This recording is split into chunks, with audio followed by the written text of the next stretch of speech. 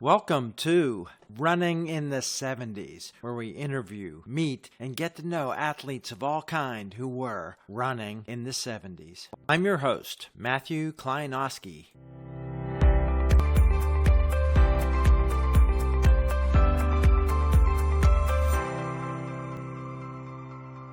Today on the podcast, we're going to start a little differently.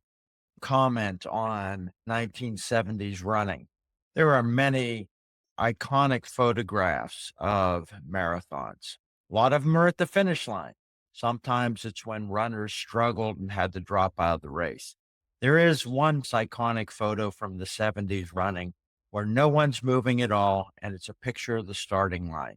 The famous picture, the six who sat at the New York Marathon 1972. Today on the podcast, we have someone sitting in the second row who happened to be there. So we're going to talk about the state of running, what happened that fateful day that women made a protest against the AAU in 1972, and about her amazing life since then and before. Today, welcome on the podcast, Jacqueline Seltzer. Hi, Jackie. Hey, good morning. Good day. Jackie, the screen will say Robert Bell, but we're going to talk about what happened on that day in 1972 with the six who sat photo. I was dating Lynn Seltzer at the time. He was a track runner. I was very new to the sport. I watched it occasionally and I didn't know anything about running. We decided to go to Central Park just to watch the New York City Marathon. It was a happening and it was considered a date. I was willing to go along. I fell in love with him, so I was willing to go to Central Park that morning. They started the race for women 10 minutes before the men. That was because women were too fragile to compete with men or needed the head start. It wasn't anything like today when the elite women do get a head start. This was in sympathy of women who were not capable of competing with men on an equal level. So, Let's just say this was at a stage when there seemed to be a concession to allow women to even enter the race. And it was not many years after the first time that women were allowed to enter. What did you know about the state of running or the coming protest when you walked up? You went to the starting line that day to watch the beginning of the race? that's correct. I was still in college at the time, very accustomed to protests. The Vietnam War was going on. There were other struggles. So the university system had their own protests. I was embedded in the world of protests as a college senior at the time. So protest was something if women wanted to have equal rights. And at that time, the equal pay movement, equal rights, equal work recognition, recognizing that women needed to be more on the same plateau as men. I was ready to sit down. I knew I wasn't going to be in the race as a participant.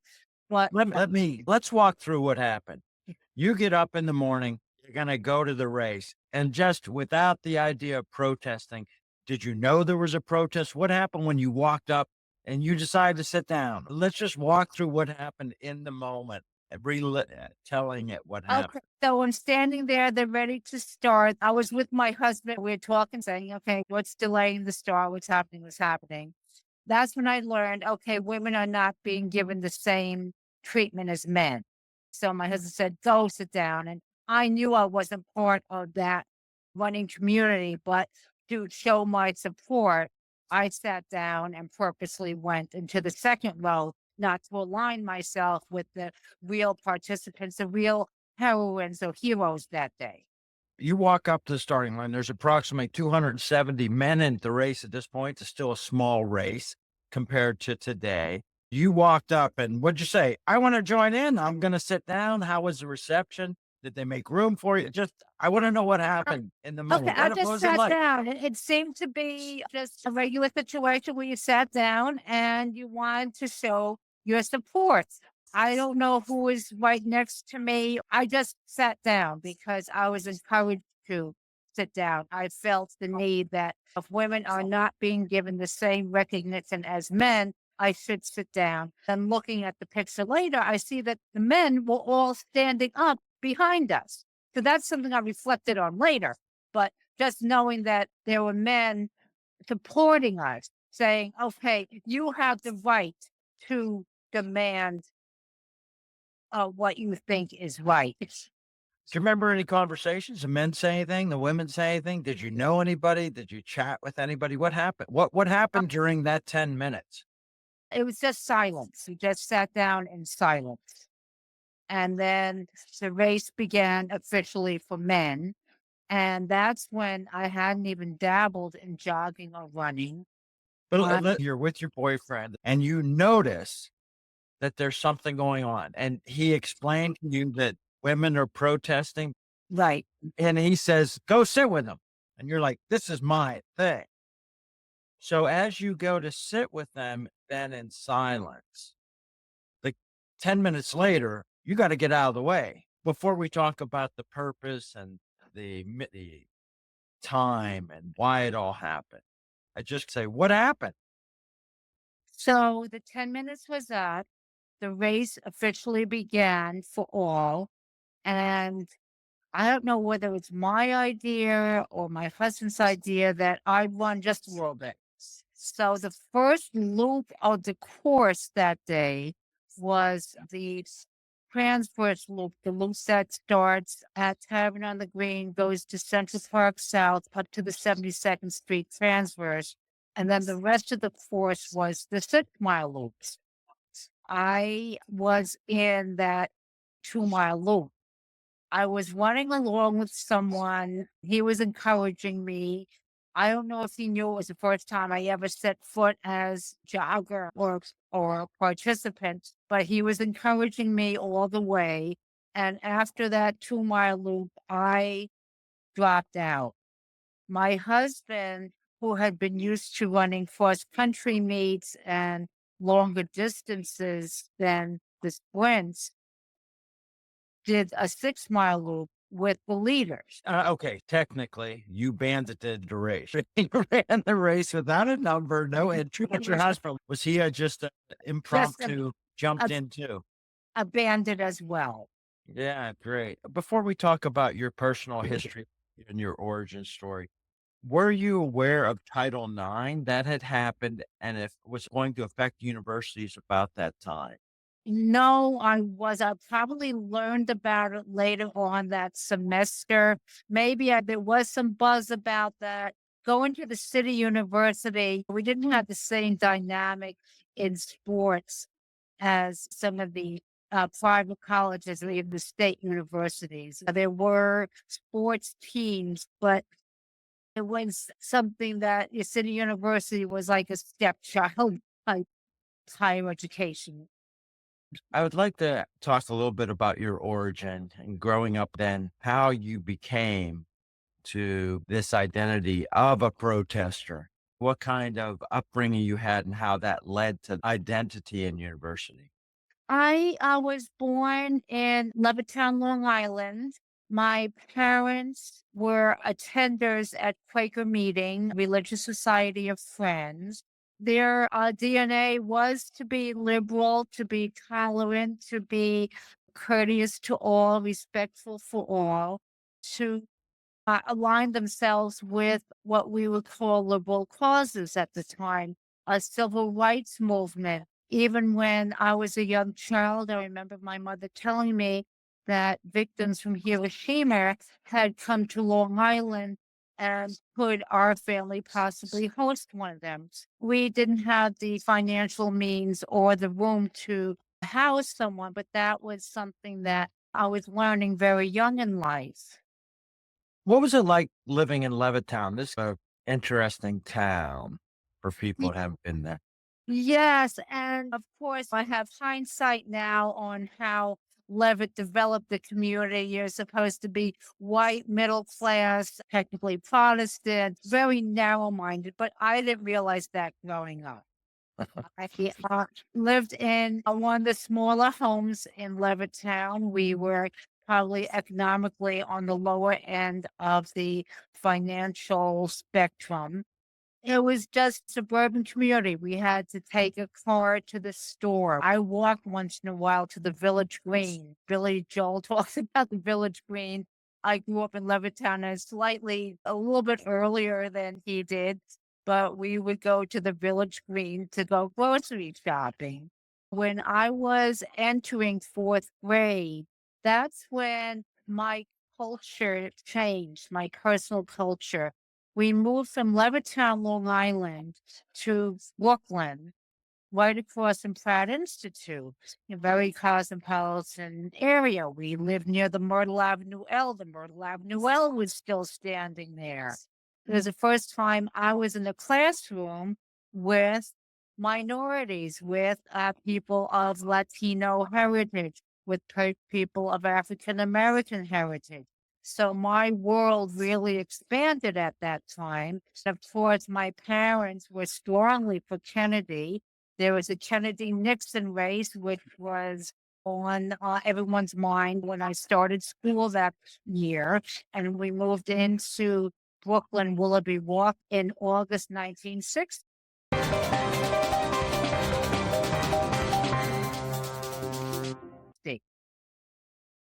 What were your academic interests? And you mentioned that you came from the lower end economics. What was the vision for you to go to university and how did you make that transition?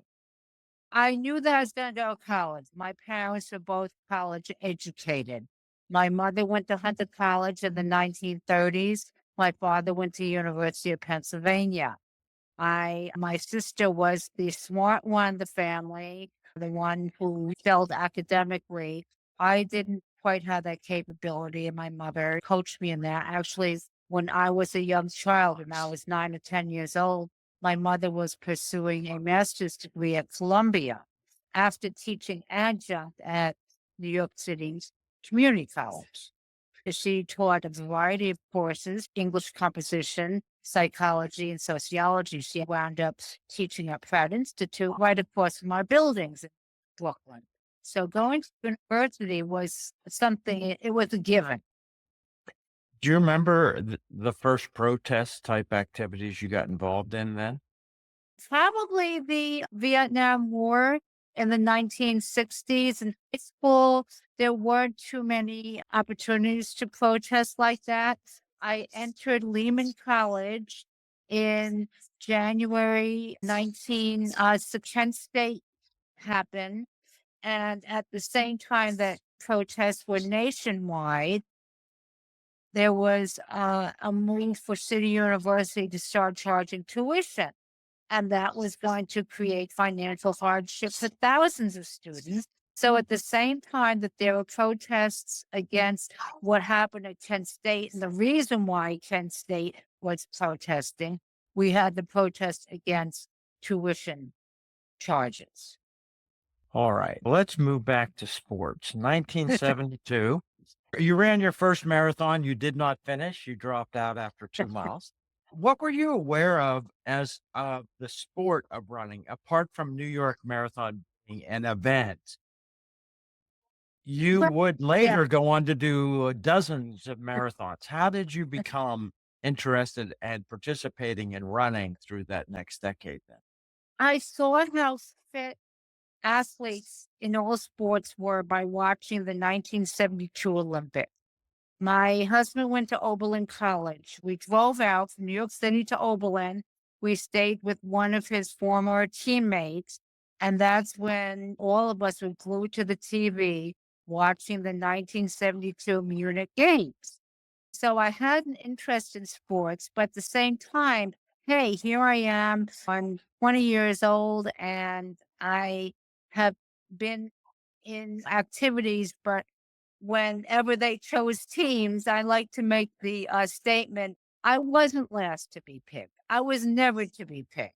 So that's the way I describe myself prior to my 20s. I would just, oh, okay, why don't you just sit on the sideline? Oh, why don't you watch our bags? Oh, I didn't help us with our shoes, whatever it was. I was the one who was going to be the bench warmer.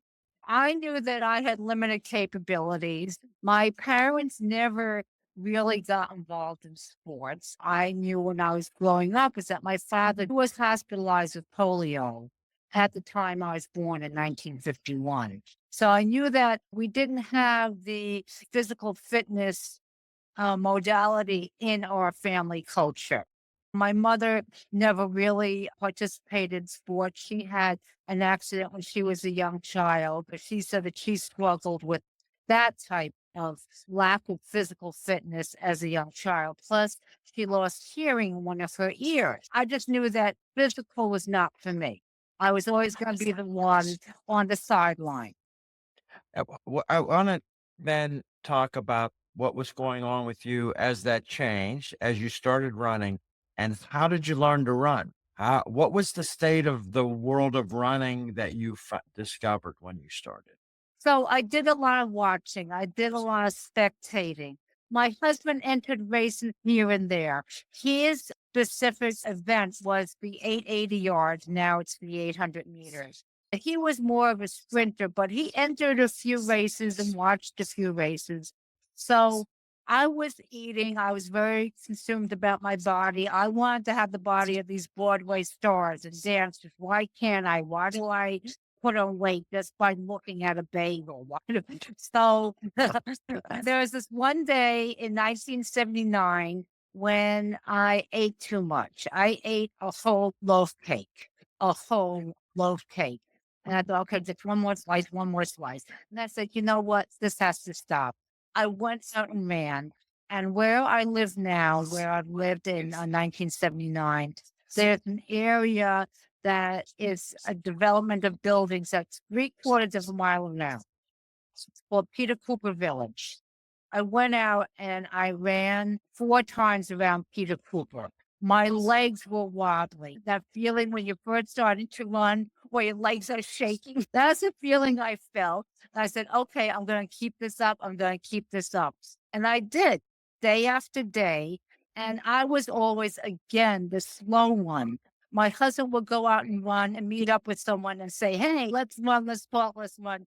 And I would be the one in the back. I would be the straggler. Even when we went to Club Med a few times, there would be little running groups meeting in the mornings. Okay, I'm the one in the back. That's okay. You can pick me up. Let me frame this and say it wouldn't be long before you would enter a marathon from wobbling around, wobbly legs to Those make wobbly 3 miles. knees.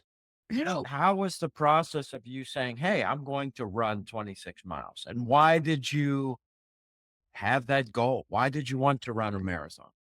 Marathon was the big buzzword then. This is 1979. My very first race was a Bloomingdale Perrier in New York City. That was a 10-kilometer race, and I did it. I was probably among the last 25 to finish. They may have had 300 runners at the time. Meanwhile, I can brag about my husband because I feel like I can.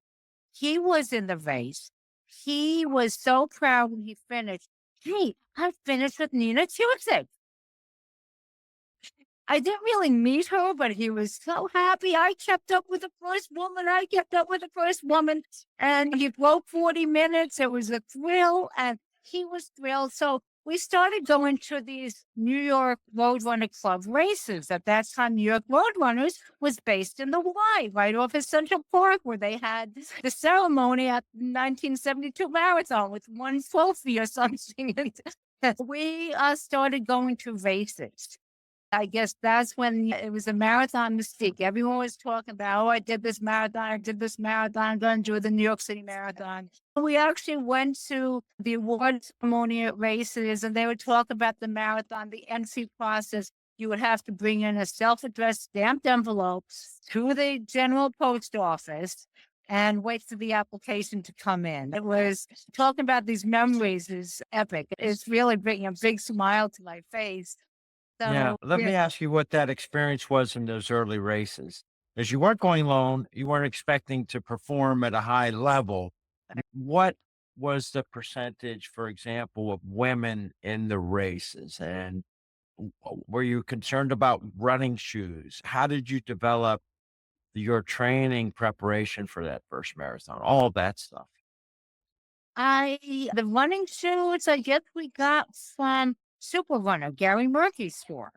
That was right near Central Park. Everyone went to Super Runner. We didn't go to Paragon Sports. We didn't get the shoes to match our outfits. That's the one thing they said, that there was this myth that runners would go in and say, "Yeah, I'm wearing blue shorts that day. Let me get a blue pair of sneakers." No, like you would go to an expert, such as Gary Murphy's staff at Super Runner, and they would ask you, "What type of foot do you have?" And that's when I started to see well-known podiatrist in the field who was at the finish line for the New York City marathons. Murray Weisenfeld, I know if you know the name. He wrote the Runner's Repair Manual. He's a well-known expert in on the New York City running community. So I was seeing Murray Weisenfeld, so he gave me some guidance. I have a high arch, so I knew the type of foot type I had and find that I had to be fitted for a shoe. I couldn't just say I'm wearing a beige top that day. You had to get expert advice on the type of foot you have, whether you have a wide foot, a narrow foot, a high arch. Yeah.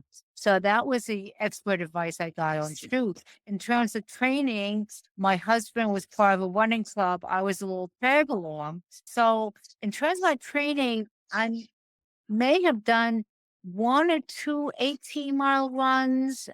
Yeah, I didn't take the training as seriously as I did in later years. Right. What do you remember about your first marathon? About how many people were there? When you started, were they handing out any kind of prizes, medals? Was there water stops? How did you survive your first 26-mile run?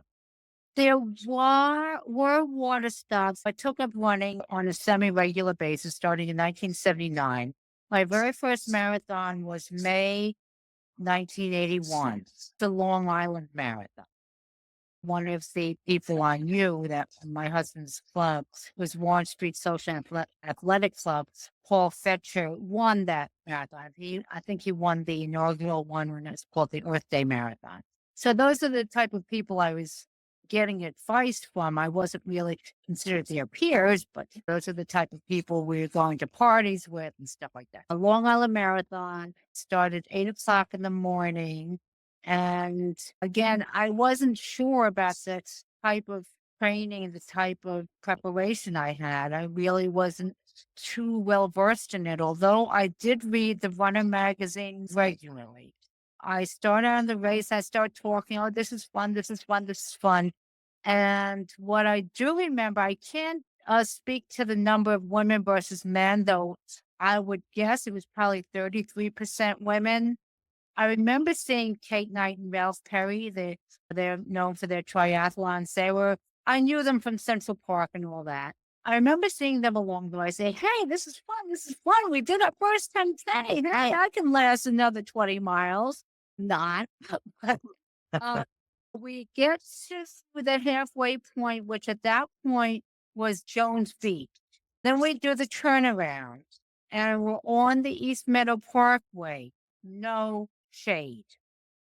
And of course, I was the frugal one. I got the cheapest sunscreen possible. It did not work. It was this orange look. I got sunburn. So here it was, a sunburned mess. And I know that I stopped to walk along the way. I didn't want to. People did not take walk breaks then. That was not, what real runners did. I want to break 4 hours, not I think I did something like 4:21.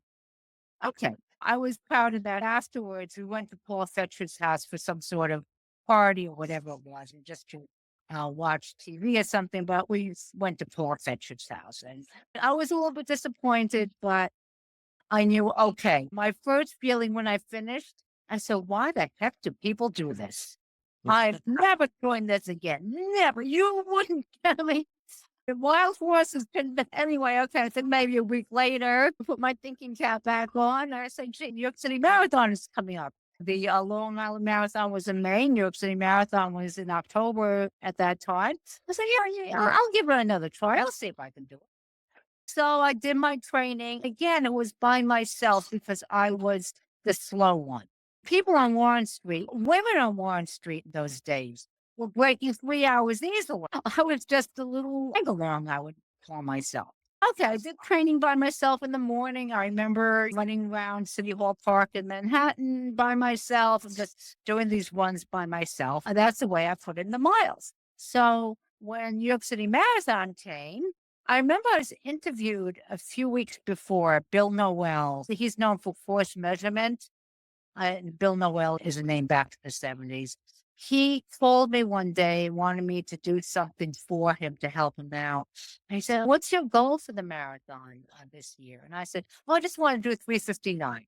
So I think I did somewhere in the 3:50s. Let's talk about what else was going on in the world and your life then a decade after your sit down at the start.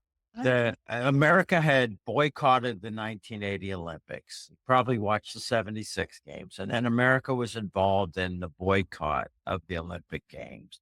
And you have moved on in your life. So let's talk about that. What else was going on in your life and your career? But 1981, I was with a textbook publisher, and I think I was a sales coordinator or an executive assistant. I did get a promotion where I had a staff. My life at that time, 1980, reflecting on the boycott, was more involved with politics.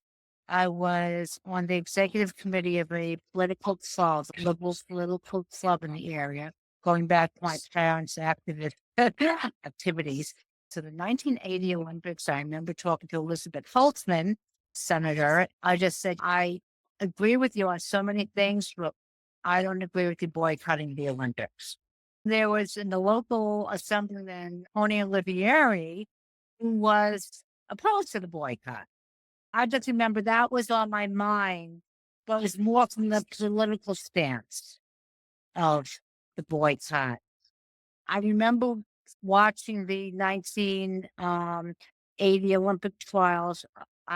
To be honest, I don't remember too much of being involved in the sport at that time, more than being involved in politics. And so my life merged and I became a serious runner. I had to put politics on the back burner and concentrate on my running. 1981 is putting in the miles. 1984, I remember that's a spectacular year to reflect on. let's talk about that. That was, of course, the first women's marathon at the Olympics. Let's talk about how running then integrated into your professional life over the years and how you changed professions and how you involved running and how much of it was of your life. How by then in the early 80s, you viewed yourself as a runner. I am a runner as an identity, right? At that point, I wasn't an award winner, but I was a middle of the pack runner. And that was fine with me. Going from never to be picked to middle of the pack. Hey, I'm wearing a size 4 dress now. I'm not wearing the size 10 I was wearing when I got married. I was very pleased with my progress. 1984, okay, I had a young child at the time. He was born 1983. So I was running in local races. I didn't do the marathon 1983 because I had the baby September 27th. But I did 1981 New York City, 1982 New York City, and then 1984. And so I continued with marathons, but still middle of the pack type capabilities.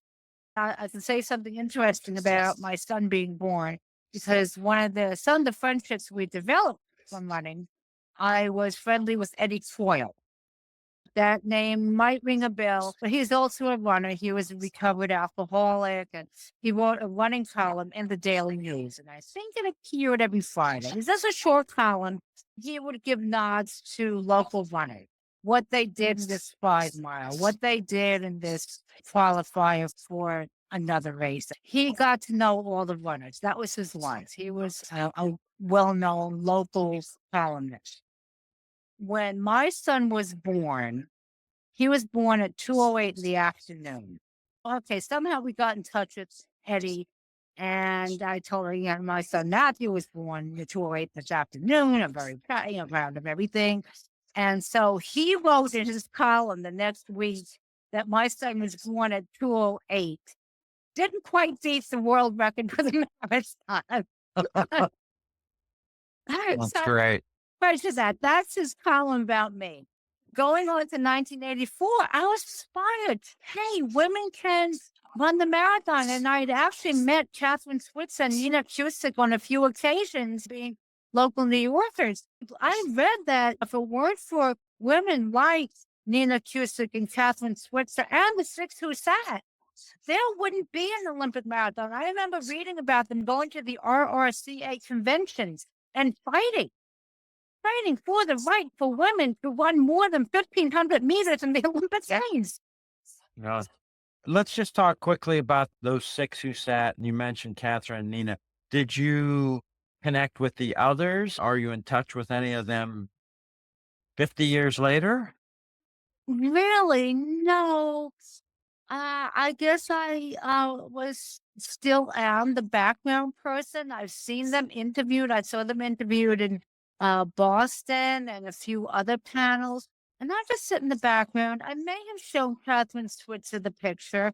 I saw her this year in Boston and I showed her the picture. And I still consider myself, I'm not part of the six who said. I'm not. I didn't do too much for the running women's equality in running. I was just a participant. I was moved by Yes. that. Yeah. Yes. Yeah. But what you have done, let's talk broadly and then maybe get into some specifics and details and memories. You've run dozens of marathons over the next several decades, and you went from being in the back of the pack, at least in age group categories. How did your psychology also change? Uh, Competition. Did you become competitive? How was your attitude about your goals in running then over those years? As I approached my late 30s, I was winning awards here and there. I was in the Mayor Anthony Wayne Marathon that was held in New Jersey. I was shocked that I got an age group award, but I did. I broke 4 hours and I was thrilled, thrilled, thrilled. My marathon times really aren't that spectacular. It was shorter distances. But as I was in my late 30s, I would be very cognizant. I would, after a race, you want to cool off a little bit. Then you want to go to the truck to see the results pages. You want to see those results. What were the results? So who came ahead of me? Who came ahead of me? So that competitive spirit, I think, started in my late 30s. It was like 1980s, late 1980s, my competitive spirit. I can go back a little bit actually. When my son was, I don't think he was yet 1 year old. The first time I was a mother on Mother's Day, there was a local little race in New Jersey. We were staying with my in-laws, go out to this race in New Jersey. I think it was a 5 mile race. The first woman was skinny as a string bean, wearing the racing flats and all that. Here I am, and I think I come in, whatever it was, 5 minutes behind her. I was used to the fact that I wasn't in the same league. Okay, I wasn't in the same league as this 20 something who may have won lots of money and prizes. So I wanted to talk to her. Congratulations on winning. And she didn't even acknowledge me. She was bragging and stuff. Oh, yeah, I was trying to keep up with the mayor. I was trying to keep up with the mayor in 525, whatever it was. And was used to that. Believe me, I was used to that runner's snobbery treatment. That's the way I perceived it. Maybe it is not entirely real. I remember I came in second place. Okay, I came in second place. They made a big deal about giving her award. Oh, here's first place winner, blah, blah, blah. She gets a tracksuit, she gets this, she gets that. And then for second place, no award. Okay, that's the way it is. But then they said, oh, okay, who's the first mother in the race? I said, That's great. I was over the moon. I remember the color of the apple is all coming back is a very light shade of burgundy. It would be so like in between salmon color and burgundy. And I treasured that. I don't know what happened to the trophy, but I just said, I'm here. This is 1984, actually, probably a few weeks before the marathon trials. Before summer, Yeah. May. I felt maybe if I had to point to a race where I had to say I've lied, that was it. I think after Great. the race, when they would print out the race results and paint them on the truck. That's great. Let's talk then a little bit about technology, shoes, the changing of the races, water stops, numbers, electronic timing. You were through all that once you got started in the 80s. How was that changing the size of the pack at the meets and your attitude now? Having experienced the runner snobbery on the receiving end, how did you treat other people? This day, I treat the back of the pack, the walk runners, the total walkers. I've been in their shoes, so to speak. So I do treat them well. I treat the winners, the elites, local elites. I guess having a Quaker background too, the all inclusive. Everyone has a meaning and, yeah, a purpose, and it has the right to be happy. Has the right to. That's in my DNA. And the other questions, I remember the old-fashioned chips. Sometimes they would fall off the shoe. Carrying it through the finish line didn't really work. Yes, I remember that. And you may know the name David Katz. I think he designed some of the first chips, and it's always hard to put them on. And if you couldn't find the right person to tie that, I guess it's something that's happened. The technology that put the timing chip on the bib is amazing. And at this point, it's a no-brainer. People who are running now, who started running 5 years ago, saying, "What's the problem with timing now?" I think there are races when you were given index cards when you finished.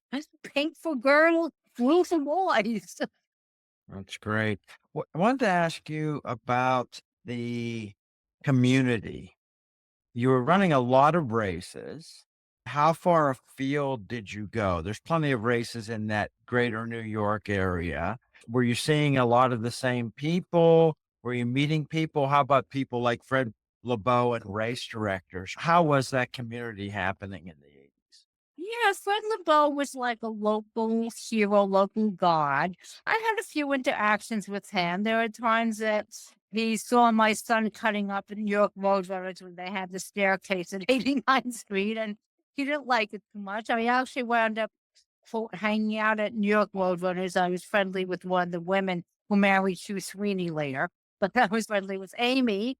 I don't know if those names have ever come up with you. Okay, so I was friendly with Amy, and I remember during Christmas time, I would just sit down. I was sitting at the reception desk, and people would think I was part of the staff. I did connect with Roadrunner staff at the time. I knew them, and we'd go out to lunch together and stuff like that. Running was still a solo activity for me at the time. As far as traveling to races, yeah, I did that. I did want to travel to races. I was on Warren Street, but only, quote, as my husband's tag along. My husband, his role in Warren Street, in hindsight, would be to pace the first women, the fast women. So he would keep up with Kiki Swiger. So he would pace the faster women. I changed clubs. I changed from Warren Street to Mill Roads. And Mill Roads seemed to have the 3:30 marathoners, the 45-minute 10K. That's where I fell in a few years later. I think maybe it was when my son was a baby, 1984. That's when I joined Mill Roads. They had workouts more at my level, more my water 6 zone level. So I gravitated towards the Mill Roads community. You ran across various distances.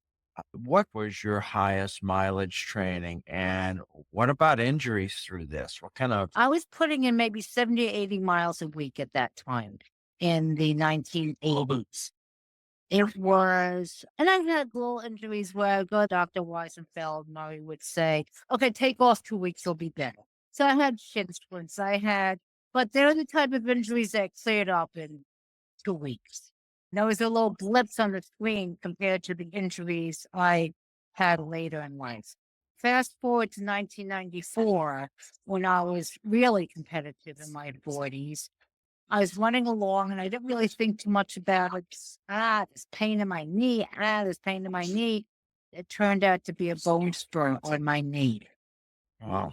I took off 6 weeks from running. It was a miserable 6 weeks, but I took off the 6 weeks and it went away. I wound up having a knee spur removed by an orthopedist in 1999, but somehow the pain subsided for a few more years and I was able to run in my 40s with the knee spur. I've had 5 or 6 knee operations, all elective surgeries. I've had plantar fasciectomies. I've had a ganglion cyst sac removed from my foot. I had PRP for sesamoiditis. So injury seems to follow me. I had the treatment of prolotherapy for my psoas muscle. So your injury Ah, seem to follow me. yeah. They didn't even know about that muscle when you started running, I think. That's obscure. Oh yeah, I read through reading The Runner and later on Runner's World and Running Times and maybe a few other magazines. I learned about the body. I had a friend who I wound up running with. We were morning run-ins together. She said, "You don't know about the body." I said, "Yeah, because I've lived with the word condylation would roll off my tongue. People at my job, I'd say, 'Yeah, I'm going for condylation.' They would look over my insurance claims, say, 'What?'"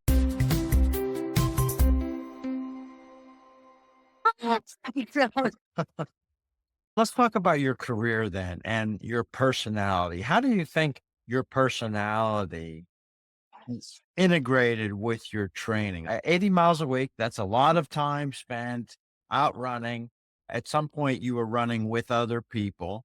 Your attention to detail, you have a detail attentive profession. Yes, Yeah, exactly. and your work with runners about helping them find places to stay, how did that all fit together? And how do you think the whole Jacqueline's package all fits together with all that? Prior to 2016, I started a job with a textbook publisher in 1985. I was conventions manager. The company, Worth Publishers, got acquired by Scientific American, and they got acquired by Macmillan. So I had a 31-year career in the textbook industry as senior conventions manager. I think it fell into my personality to have this attention to detail, juggle multiple projects, to help people. They needed a helping hand a lot of times. So that was the right personality and intellectual fit. It also gave me the opportunity to travel. It's one thing. I left one company to move to another, and I said, I want to travel. When I was at the New York company, in 1981 when I ran my first marathon, so pleased with me and all that. There was a time that I said, I'm working on conventions. Why can't I go to one? Why can't I go to one? I'm doing all the paperwork. I'm getting you the badges. I'm getting you the hotels. I'm sending the books in. I'm sending the supplies. It just occurred to me one time when there was a sales meeting, one that I was not invited to. I was invited to a few others, but not that particular one. I said, okay, I'm in Manhattan. In Queens, there's supposed to be a book fair. Can I go to that meeting? My boss of Hendon Ford came back to me a few days later, said, no, you can't go to that meeting. You have to be in the office. The sales meeting is taking place. We're not going to have a staff in the office. You have to sit in the office and be the quiet little secretary. That's the message I got. And so I said, okay, time to send out a resume. So I sent out a resume. I got a job with a textbook publisher, college textbooks, that was convenient for me to travel to. And one thing I had about that job was that I want to travel. And so I had to pay a little bit of my dues first. I think my first trip came about a year later, but I was thrilled. I went to Austin, Texas. That was my first taste of traveling. I got to be in the shoes of the people I was helping out all this other time. I started off with conventions at Globe Books, probably 1981, 1982. I've been helping out all these people. Finally, 1986, I get to travel to Austin, Texas. Then I was able to travel maybe 4 or 5 times a year. That got my blood flowing. And then as time went on, I became more expert in conventions. I got to meet the exhibit directors for the associations I was working with. I got to know a lot of people in the exhibit industry. That's a little niche of publishing that not too many people want to get involved with. They want to become the editor. They want to become the marketing manager. But I've gravitated towards the conventions and exhibit side and meeting side. So I was able to travel towards the end of my career with Macmillan is about 12 to 15 times a year. Oh, back when you were doing it a few times a year, were you able to run while you traveled? Did that schedule alive? And did you find other runners? One of the things that got me hired with Worth Publishers before it became part of the big conglomerate was that I was a runner. And the Really? company had a few marathoners. I think a 2:45 marathoner and a few other slower ones. They decided before I came to the company, this group of about 3 or 4 men decided, hey, why don't we have a fun run with the American Accounting Association? My boss saw that I'm a runner. She saw that I had the capability of managing exhibits and conventions.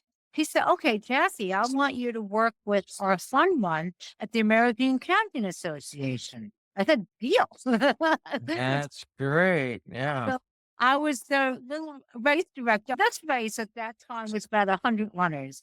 Okay, compare it 1985. By that time, races were filling up 2,000 people. I was like, I was thrilled to have the responsibility, but I knew it wasn't the scheme of things that grand.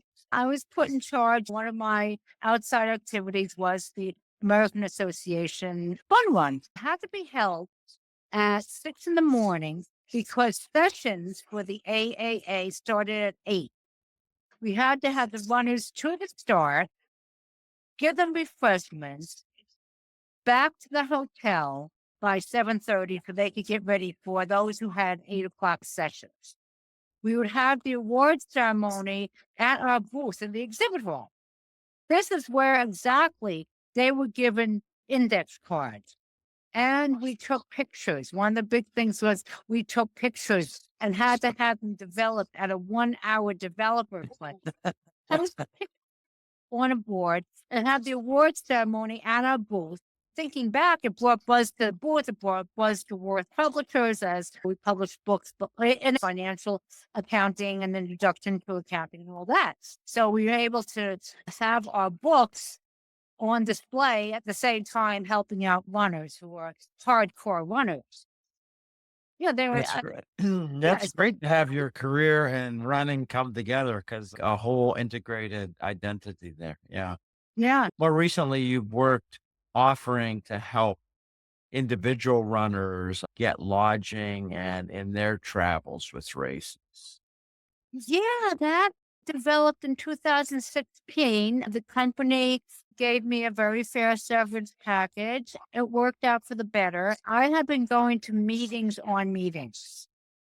I guess the idea came to me, hey, I can help runners get into the New York City Marathon. Because going back to the, or even 1990s, I would hear, why are you paying $400 for the double fee in Manhattan for the marathon weekend? I couldn't believe that. I thought that was insane. I looked at the rates that hotels are charging over marathon weekend.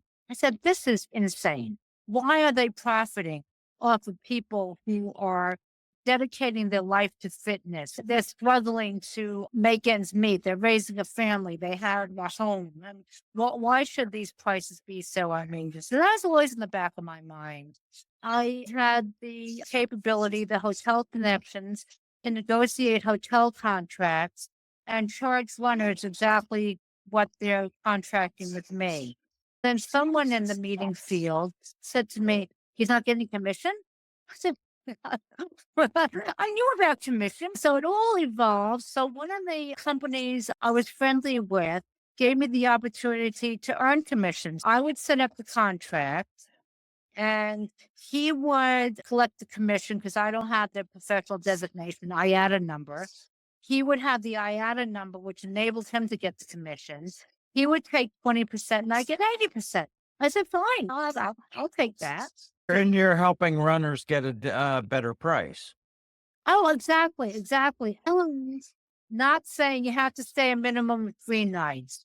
Not saying that you have to pay in advance, not saying that you have to give a down payment or deposit. Having the capability of earning hotel reward points. Wow. This came up with Nabi Hashishumi, published his interview, and he was talking about that. He had to get up at 3 in the morning, drive from Minneapolis to Duluth because it was a 2-night minimum, $800 a night that weekend because of the For the great, marathon. yeah, Yeah. yeah. Another thing is that having gone through so many injuries, having the capability of canceling a room 10 days in advance without penalty. Oh, You never like to say to a hotel, "Oh, someone in the group might get injured." That is, that is like jinxing it. No, you don't talk about it. Come to the hotels will come to me. I'll get flack from hotels. Why does it cancel the reservation? Why do 5 people cancel the reservation? Family matters. I wouldn't say the guy got injured or has a hip problem or a knee problem or it has an that's great. no, you don't talk about injuries, but that happens in real life and to real runners, real it's hardcore. Even I mean, so I have that sympathy, and so I say I'm not in it for the money. I earned a good income with Macmillan. I'm in a rent stabilized apartment. My son earned a half scholarship to college. His college is paid for. I don't need to have a home in Palm Springs or in Shaker Heights. I don't need that. Well, that's great what you're doing. Let's finish up with the off ramping of your career. You were quite competitive and quite successful across several decades. Your last marathon was 2000. What happened to the end of your competitive running it psychologically? Your change as we all go through these passages. We can't run as far, as often, as fast. How Yeah. did you process all that? Yeah, it did hit me hard. I was in my 50s. I did have that psoas problem that continued for about 3 years. It was one of these injuries, one of these ailments that only hurt when I breathe. So I was miserable. I I would see runners on the street look the other way. I consider in my life 2003 to 2006 window very dark. I didn't have problem with weight. I just knew that I had more fat than I had. It was when I saw an osteopath who gave me the treatment of prolotherapy that cleared up the psoas calcium buildup. Following that, I was able to get back into racing, not the marathon, not even the half marathon. I had a few other injuries. I had meniscus surgeries 2004, 2005 that didn't prevent me from running shorter distances. So now I'm in my 70s and I am somewhat competitive in my 70s. It's all on the same age group. We can thank Joe Kleinerman for allowing us to have age group awards. I don't know if he did it on a national level, but New York Roadrunners, he saw the need. Why are we just giving out prizes to the first three overall, having the fresh out of college athlete win the award and everyone else is chopped liver? So having the age group award capability is a game changer. Yeah, that's a great point because it's part of the motivation, not just participation medals, but people who do want to compete and celebrate long careers. That's great. I think First Mother is a good award they should have in every race. This is some great insights and fun stories. Yeah, that's true. And yeah, remember, I felt so down when I finished the race. I wanted to congratulate her and she just turned her head and spoke with all the men. Oh, yes, trying to do that. Trying there. I was treated like that. I'm not going to mention names. People on Wall Street treated like me like that all the time. So it ain't nothing new. But, at the same time, half an hour later, hey, First Mother, you deserve recognition. That's great. Yeah, Jacqueline, you're a pleasure to talk to. It's fun. You're just a bright spot to the day. I hope everyone who did that to you, I hope they get to hear this podcast. and wish they were still going at your age. And how far ahead do you look at races and planning things? Are you traveling? Yes, I'll be traveling to Sydney actually. And this will be part of my business. If Sydney is selected as the seventh world major, I have a few hotels that I'm going to be working for in 2025. Also, 2025, the World Championships in road racing in San Diego. That's going to be for elites and then all comers. So, in terms of my business, I'll be working on that. Whether I'll be able to run in any of those races, time will tell. Yeah. Wow. That's great. It was great to spend time with you, Jacqueline. Yeah, it's been a great interview. I'm glad you kept me on your radar. Let's just mention the person who connected us, Steve Starr. Unpredictable what's going to happen on Steve Starr's Facebook profile, but he's a great person Oh, to have that yeah. I've met through doing this. And you two are friends. Yes, we're Facebook friends. We became friends in 2020 when the world shut down and we were just talking to each other on Facebook. A competitive fast runner, Lynn Cook, set up something where real athletes wear masks. There's this kind of this controversy: who wears masks? Are you liberal? You're liberal. You're wearing a mask. So she put up a collage: real athletes wear masks. The collage of about 50 different runners wearing masks. Steve Starr wrote something. I decided to have this collage laminated. I had an 8 by 10 pictures and 5 by 7. I said, Steve, would you like these are shorts? So we became friends after that. I have been in local races, and Howard Abrams knows Steve Starr, and Howard Abrams would see me a few times a year and say, "Hey, Steve Starr." I say, "Yeah, we've never met, but yeah, I know Steve." So to bring us back to my recent connection with Steve was that I was in Pinehurst, North Carolina for golfing championships. My grandson at age 9 qualified for this wonderful championship in your world participation in junior age 9. He shot 35 flights. So that qualified him to go to Pinehurst. And that's a huge feather in your cap. I wrote to Steve. I thought Steve lived in North Carolina. He lives in South Carolina. I said, Steve, able to come visit me in Pinehurst? He said, sure, it's a 2-hour drive, no problem. Okay. So we met for lunch just a few weeks ago, and he is just the same in person as on Facebook. That's great. I haven't met him in person yet, but maybe I'll get lucky too. And I have a friend who lives in Pinehurst, so maybe that's a good rendezvous point for us all. Linda Carrier. And then, Oh, okay. She's going to Sydney. She's been in the 7 continents and a few other races. She wants to do the 50 states. She's working her way through the 50 states.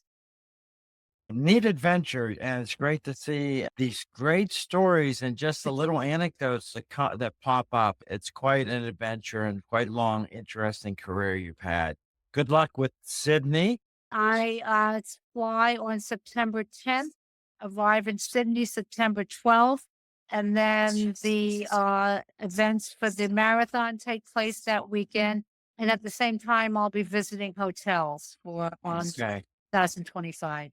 Probably won't publish this till after, and maybe we'll do a quick check in with you about how that went Yeah. and what's the progress with Sydney in the major marathon category and everything else. Talk about that. Curious about that too, because I know that Cape Town and Marathon in China are candidates as well. For across 5 or so decades, the sport continues to evolve and be interesting. Oh, But it's magnified, magnified. it's just great to meet you, Jackman. You're charming and fun and smiling all the time. It's a bright spot in the day. Yeah, okay, Thank thanks so much. All right. I hope you enjoyed another episode of Running in the 70s. Voices, stories, and memories of athletes who were running in the 70s. Until next time, wherever you are, keep looking forward and don't forget to look back.